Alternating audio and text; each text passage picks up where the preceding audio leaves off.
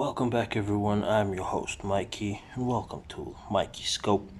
Today's video got a couple clips here of people giving their opinions on the situation happening in Louisiana.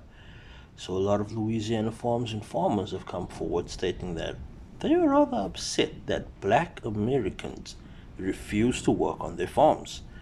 It's kind of a FAFO moment for them with everything happening with ICE, with all the immigrant workers being deported, and now they don't have anyone to work their farms for them. But without further ado, let's get into the video. And why do I have no one to work my farm? I do not understand this, and I know that this was not what Donald Trump meant to happen. I know that he doesn't want us good Trump supporter folks suffering, but we are. Donald Trump, please reverse this. I'm a white person. Sounds to me like there's a little bit of a FAFO moment going on, because the white farmers are mad because people of color won't come and work on their farms for $11 an hour in 100-degree heat for 10 plus hours a day. Let me run that back. White farmers are mad. The very farmers who voted Republican, okay, they voted for this. They are mad that people of color won't come and work on their farms for $11 an hour in 100-degree heat for 10 plus hours a day. You get what you ask for. So y'all remember when it was said that we taking all the black jobs? They really thought that we was going to be looking for black jobs, y'all. And I woke up this morning, I was scrolling through TikTok, and I saw this guy made a video, and I saved it to my favorite, so you can go look for it. And he said he was pretending to be MAGA on one of those other apps. He said they were doing a live, and the farmers were saying that they thought that the black people would be looking for jobs to work on their farms. Now, you got to be kidding me. Do they think we really looking for farm work? Do they not know that we are educated and we got degrees? And being a farm worker ain't even in the jobs categories that we be looking for. They really don't know how educated some of us are. They don't know how many degrees a lot of us have. They got to be really lost if they think that we want to come and work on their farms. They don't know that our parents and our grandparents growing up wouldn't even let us be outside if it wasn't no shade outside. Do they really think that we gonna work on a farm where ain't no shade trees at? I hate to disappoint y'all, baby, but you gonna have to get somebody else to do it, because we ain't working on nobody's farm. Never. The only way you gonna see black people working on a farm is if they own the farm. What a lot of young folks are doing. So we've had multiple discussions, about going to school, getting an education, or being a lie and whatnot, right? But a lot of youngsters are going to school. They are getting their further educations, their diplomas, degrees, whatever the case may be.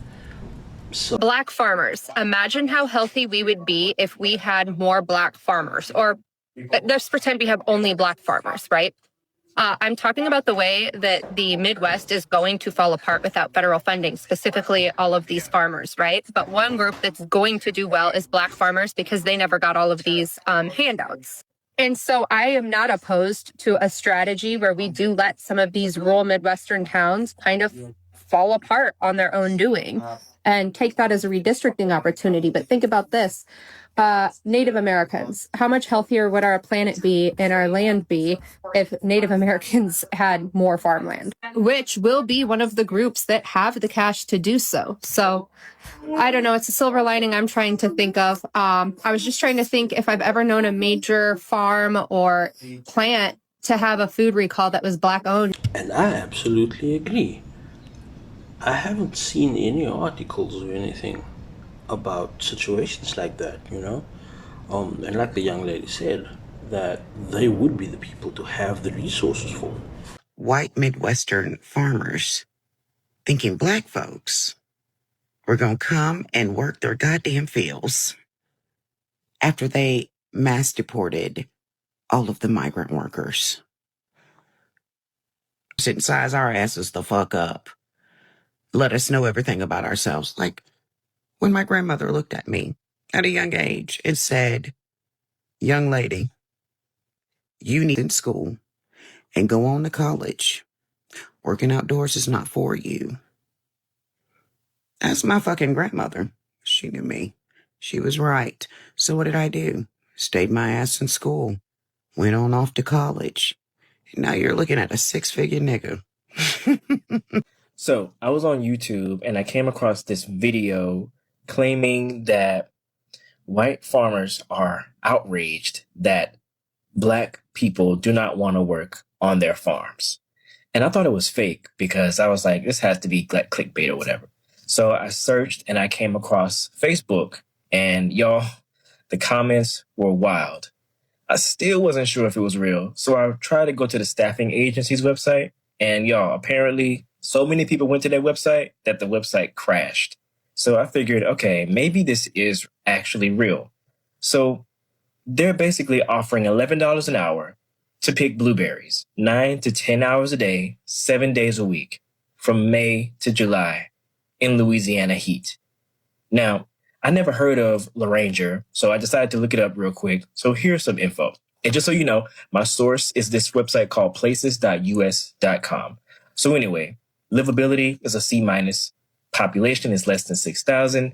Demographics is almost 91% white, followed by Black, then Hispanic, then Indian, then Asian, and pretty much 0 Hawaiian. I saw that they voted Republican in 2020, but it probably doesn't take a genius to guess how they voted in 2024. So that's just to give you a little info about the town. So anyway, back to what I was saying. So $11 an hour is what they're offering. Full-time, 7 days a week, 9 to 10 hours a day. Now, according to salary.com, Louisiana's minimum wage is $7.25 an hour. So this is a bump. But let's be real. Now, for some people, they might say, oh, it's a job. Go work it. It's a job. But it's not a job, you know. It's more like a sentence. And then when you look at who they expect to take these jobs, you don't have to guess. It's a page straight out of history. Black folks, migrant workers, you know, the ones who are currently facing deportation right now. Vulnerable communities getting used for back-breaking labor for pennies. But people are saying this is what they voted for. So what do you think? Is it FAO season or what? 100% agree with that, brother. It is definitely FAFO season for them. Like he said, it's back-breaking work. I don't see people lining up to do the job. 100-degree heat. And like he said, right, it is well above the minimum wage, which I believe was what, $7.50 an hour. So yeah, it is a bump, going up to $11 an hour. But 10 plus hours a day in 90 to 100-degree heat.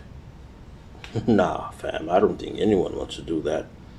And now they're all pissed because the people that they had doing the jobs for them have either left the country, are in hiding, or are sitting in deportation camps. But we'll touch on that topic in another video. Hey, you know, one more thing about that farm thing. Those farmers complaining about how the Trump's trade war is hurting farms. And not just China, even though China no longer buys U.S. beef, that's going to Brazil. They no longer buy U.S. soybeans. They don't buy a bunch of other agricultural products from us because they can source them elsewhere. And these farmers are all over these apps whining and crying that they didn't think it would hurt them. And please, Mr. Trump, I voted for you 3 times, and all this kind of bootlicking kind of BS. The other thing about that is, like I said in my other video, excuse me, there's a particular relationship Black people and farms in this country, and you know exactly what I'm talking about. The other thing is, do you remember during the Biden-Harris administration, their administration worked out a settlement with Black farmers to pay them back pay for excluding them from bailout money that they were entitled to. The money only went to white farmers. And so Black farmers, that's the way it is in this country, had to sue to get their fair share. And after years of court wrangling in the courts and everything, it was finally settled and black farmers were going to get their due. Sorry, my allergies. And you know why they didn't get their due? Sorry about that. Because white farmers sued to block the government settlement that they had made with black farmers. And white farmers sued saying that the white farmers, were being discriminated against for not getting some of the black settlement money. The black settlement money was because only white farmers got some of the initial bailout money, not black farmers. That's how twisted it is. So to the white farmers online whining about loss of business, threats to having their farms shut down and shut off, I say, fare thee well, good sirs. Fare thee well. You got what you got. You get what you get. You don't pitch a fit. You voted for Donald Trump, and you know what? He is working you over because the big conglomerates, some I hear are owned, I've read are owned by J.D. Vance or his companies, are about to buy up your land for pennies on the dollar. And you're going to be one picking those blueberries for $11 an hour, 7 days a week, for 10 hours a day. Literally, how you like them apples? And you know what? I like that Unc called it out as it is, bootlicking.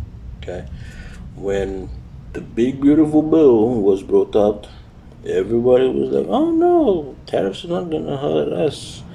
You know, other countries are going to be paying the tariffs." And now look, soybeans are not being bought by us anymore. Beef's not being bought by U.S. farmers anymore. These guys are suffering now. They need bailouts from the banks, and banks don't want anything to do with them. And like Unc said, there's a particular relationship between black people and farms. Let's not forget that. And I respect that he said that. For those of you who don't know, go do a bit of research on your history. Okay? It's not that difficult to figure out. Yeah. How you like them apples? But y'all let me know what you think. Drop your comments down below. Any topics that you want me to discuss. And I'll see you in the next video. We out. Let's go.